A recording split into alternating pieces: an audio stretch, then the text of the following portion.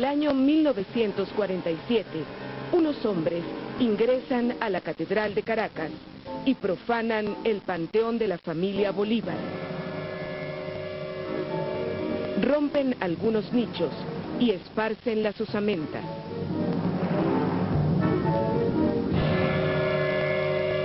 Los representantes de la Iglesia piden ayuda a la Universidad Central de Venezuela para poner orden y volver a colocar los restos en su sitio.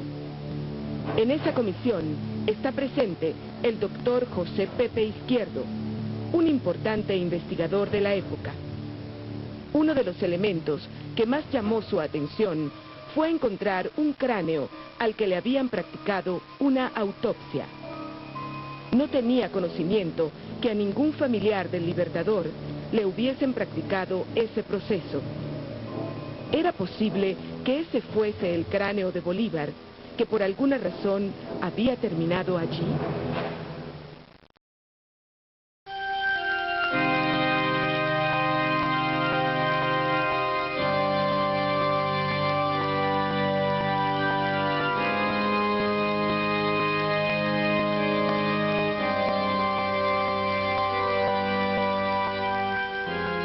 Bolívar había muerto en Santa Marta, Colombia, en 1830.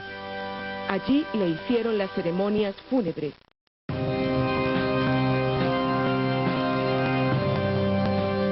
Por distintas razones, sus restos no pudieron reposar en un solo lugar y tuvieron que ser cambiados varias veces. En 1842, el presidente Páez nombra una comisión para ir a buscar los restos mortales y repatriarlos. A la cabeza de la comisión está el doctor José María Vargas, que personalmente va a Colombia y recibe los restos de manos de Alejandro Próspero Reverend, que había sido el médico del Libertador. Ya en Caracas, en el año 1843, Vargas prepara los restos, limpia y articula la osamenta y la coloca en una urna de plomo, que para la época era la mejor forma de conservarlos. ¿Era posible que de la urna de plomo los restos del Libertador terminaran en la catedral? Es que en la urna de plomo no había nada. La duda cobró tanta fuerza que Pepe Izquierdo la lleva a la Asamblea Nacional Constituyente y consigue como principal aliado al poeta Andrés Eloy Blanco. El doctor Pepe Izquierdo, basándose en conocimientos anatómicos y en lo que se tenía con respecto a la historia de los miembros de la familia Bolívar, insistía en que se abriera entonces el féretro que estaba dentro del sarcófago en el Panteón Nacional y se despejara la duda de una vez. Y eso lo va a recoger muy bien Andrés Eloy Blanco en un memorable y hermosísimo discurso que pronuncia en la Asamblea Nacional. Algún día también habrá ocasión de trasladar esos restos, que ya no tenemos ningún temor de que los abran, porque profanación es intención profana y esa sería intención glorificadora de culto nacional. Que vengan gentes de todos los pueblos de América que los sintieron pasar y los sintieron libertar. Que vengan aquí un día en que esos huesos intactos sean sacados de la urna de metal innoble y sean colocados en la urna de cristal y de oro que su pueblo le labra y le afiligrana para guardarle como el mayor tesoro de su corazón. Va una delegación finalmente al Panteón Nacional, quitan la tapa del sarcófago y ven una urna de plomo. Entonces la comisión que abre ese sarcófago le parece ver la silueta de un cuerpo completo, incluso la silueta de un cráneo y de un tórax, y se contentan con ello. Eso no quiere decir tampoco que esa duda desapareció. La duda se mantuvo de alguna manera callada, pero se mantuvo hasta el año 2007 en que el presidente Chávez la replantea. Como bolivariano y como jefe de Estado, a partir de hoy inicio un proceso para investigar con todos los recursos que nos da los avances de la ciencia y los documentos y la historia verdadera, a ver hasta dónde nosotros llegamos. Las primeras noticias que yo tuve fue alrededor de finales del año 2009, digamos en octubre de 2009. Estaba de visita en Venezuela, donde ando trabajando también con el gobierno en el tema de la identificación de Francisco de Miranda. Lo primero fue la identificación pues del sarcófago, la constitución, las alegorías que tenía el sarcófago, cómo era, después la impresión tan grande de abrirlo, la expectativa de que íbamos a encontrar ahí. Y entonces, bueno, encontramos la urna de plomo que tenía ciertos agujeros y deformidades y dos partes como abultadas en los extremos hacia donde van los pies, que creíamos que eran los pies, pero no eran los pies. Hoy en día, aunque hay mucha tecnología, siempre el hombre, los trabajos manuales han sido más delicados y más precisos. Y decidimos, finalmente, abrir la primera perforación en el ataúd con un Berbiquet, que es un taladro manual. Cuando lo hacemos manual, es directo, es como si fuesen nuestras propias manos lo que está manipulando ese elemento. El grupo propuso utilizar un equipo llamado boroscopio, que consta de una cámara muy fina, un cristal que se introduce a través de un Berbiquet. Y poder observar por dónde podíamos hacer los cortes sin dañar pues el contenido del ataúd de plomo.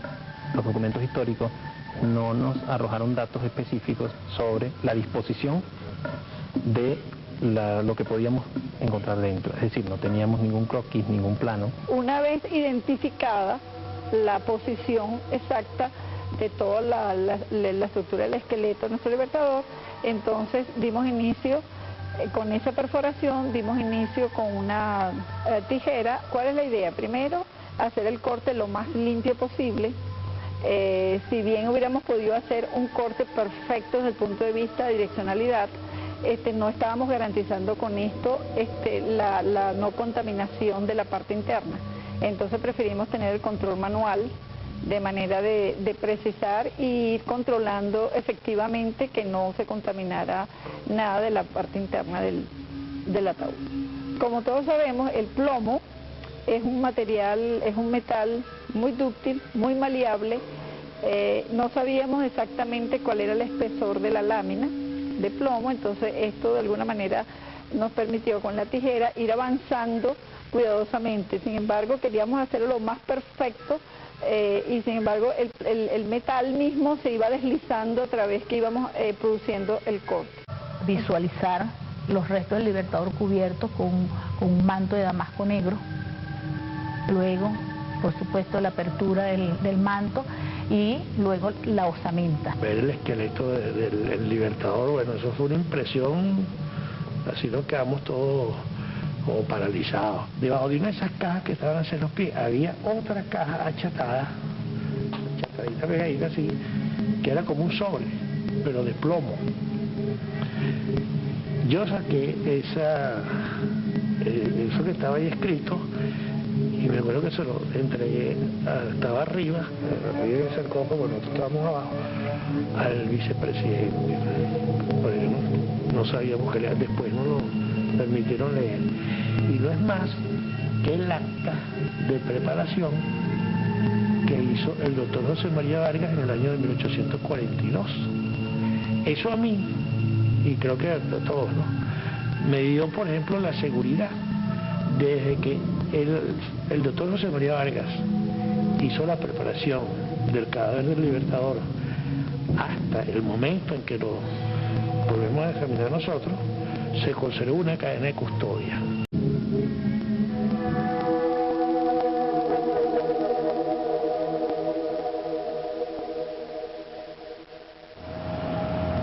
Este dato es muy importante científicamente, porque el doctor José María Vargas se va a convertir como en el certificado, digamos,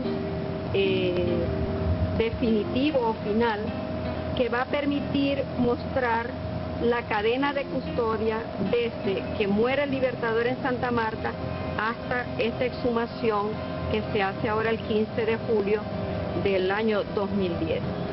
¿Por qué decimos esto? Porque en esa exhumación de 1842 en Santa Marta va a estar presente el doctor Próspero Reverén, quien había asistido a Bolívar en el momento de su muerte y que es la persona que va a practicar autopsia al cuerpo del Libertador. Vargas va a venir acompañando ese cuerpo desde Santa Marta hasta Caracas. Es decir, es como que Reverén le transmite a Vargas todo el conocimiento y Vargas va a ser el portador de esa verdad histórica. Eso coincide con la investigación documental que la subcomisión histórica hizo. Se concuerda perfectamente el testimonio de Vargas con los documentos que se fueron recogiendo en el momento. Vargas ya había notado en Santa Marta que había empezado un deterioro como acelerado de los restos óseos. Vargas hace todo este trabajo de preparación de los restos y escribe un informe muy detallado del cual va a enviar copia al secretario del Interior en aquel momento, describiendo todos los pasos que él había seguido en la preparación de los restos. Casualmente, y eso lo descubrimos cuando se exhuman los restos el 15 de julio del 2010, una copia de ese informe Vargas lo va a colocar dentro de la urna de plomo una vez que el Libertador o los restos del Libertador han sido ya preparados como en la ciencia de la época lo permitía hacer. Estamos en el Centro de Microscopía Electrónica, adscrito a la Facultad de Ingeniería, con sede en nuestra Escuela de Metalurgia y Ciencia de los Materiales. Bueno, nuestra muestra se colocaba o se coloca acá, luego se hace pasar un haz de electrones, lo excitamos con 20 kV y es lo que nos permite obtener este tipo de información. Nosotros podemos hacer análisis, el cual nos va a permitir conocer la naturaleza de esta muestra. Los resultados se basaron entonces en numerosas imágenes de cada una de las muestras, donde pudimos definir el tamaño, la morfología, la distribución y, por supuesto, esta naturaleza química elemental que nos permite definir la naturaleza del material. Estamos en el denominado Laboratorio de Identificación Genética, que está en el Departamento de Medicina Legal, en la Facultad de Medicina, en la Universidad de Granada, en España.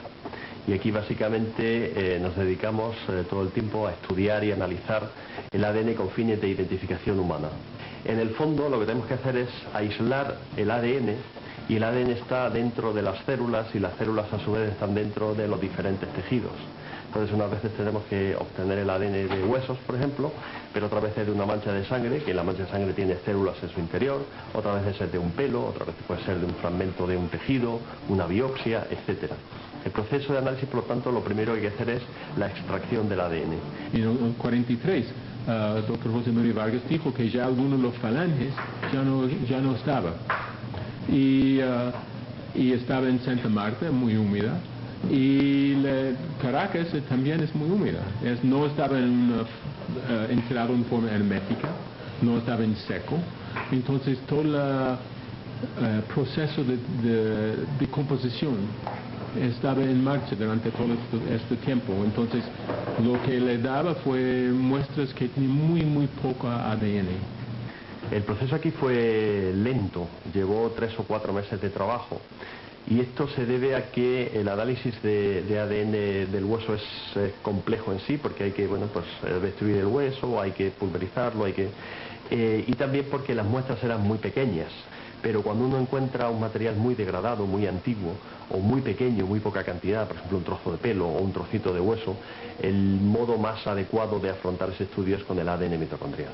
El trabajo que se realiza en el momento de una identificación humana en general, se trabaja con el material genético, con el ADN nuclear.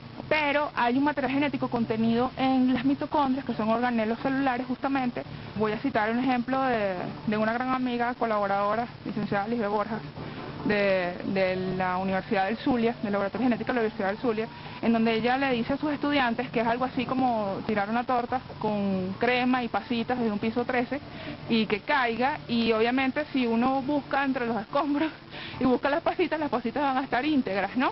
Porque son las que van a resistir mejor ese golpe. Bueno, las mitocondrias es algo más o menos como ese. Si hablamos de que justamente el ADN libertador es ADN antiguo, nosotros lo tratamos como tal, ese material está, digamos, protegido, está resguardado, y hay mucha más probabilidad de que ese material esté en mejores condiciones que este ADN nuclear, que es muchísimo más grande y está en el centro de la célula. Entonces con eso fue con lo que trabajamos. Un perfil de ADN por sí solo no nos dice nada. Normalmente nosotros debemos contrastar este perfil de ADN respecto a un familiar o respecto a un perfil de la misma persona. Como no tenemos esta posibilidad de tener, no tenemos el perfil de Bolívar, evidentemente, nosotros tenemos que buscar la manera a través de sus familiares vivos o ya fallecidos, de poder contrastar los resultados que estamos obteniendo para verificar que efectivamente ese ADN se corresponde con, en este caso, los restos del libertador Simón Bolívar. Es por ello que más adelante se procede pues a hacer la exhumación, en este caso, de dos de las hermanas del libertador Simón Bolívar, y se comienza nuevamente el mismo proceso que les expliqué en un principio, la extracción de la purificación, el tipaje, etcétera, con fines de comparación. Adicionalmente a las muestras pues de las hermanas del libertador, también a nosotros nos hicieron llegar algunos apéndices pilosos que fueron tomados previamente del Museo Bolivariano. Realmente son meses de trabajo, no solo en el aislamiento, sino también la interpretación de los resultados, porque no se comportaron como una extracción, unas señales normales que uno observa cuando hace estas investigaciones de ADN mitocondrial. Valorando todos los resultados, al final se llega a un resultado conjunto, y siempre hay datos que no coinciden con el conjunto de lo que uno espera obtener. Pero eso es lógico, y ahí está el valor que tiene la ciencia. Yo siempre digo que la criminalística es una ciencia conjuntiva, donde se deben de sumar los datos, por ejemplo, de la antropología, y los datos que haya históricos, y los datos odontológicos, y los datos genéticos del ADN, y así sucesivamente. Entonces se ofrece un resultado final único donde está todo conjuntado. Nos llegan a afirmar de manera categórica de que los restos que depositaban en el Panteón Nacional, o que están en el Panteón Nacional, pertenecen al libertador Simón Bolívar. Él es único, no hay otro.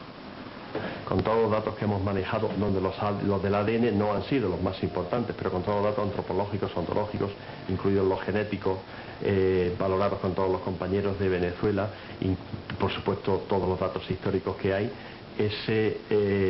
los restos óseos que hay en el Panteón Nacional son los restos del libertador Simón Bolívar. Yo diría personalmente, sin duda alguna, según mi conciencia y según mis conocimientos. Entonces encontramos más evidencias todavía de las que ya la investigación histórica nos había dado. Ahí estaba la comprobación fáctica de que estábamos en presencia, en primer lugar, de los restos que Vargas había preparado, y luego, tomando el testimonio de Vargas de que esos restos que él recibió en Santa Marta eran los restos del libertador, porque así lo había él podido comprobar a través de Reverén y de Ufeta y de otros testigos de la época, pues sin duda esos eran los restos del libertador. Ya después las pruebas científicas irían a corroborar lo que nosotros habíamos ya visto a través de la investigación histórica y sentido en ese momento de la exhumación.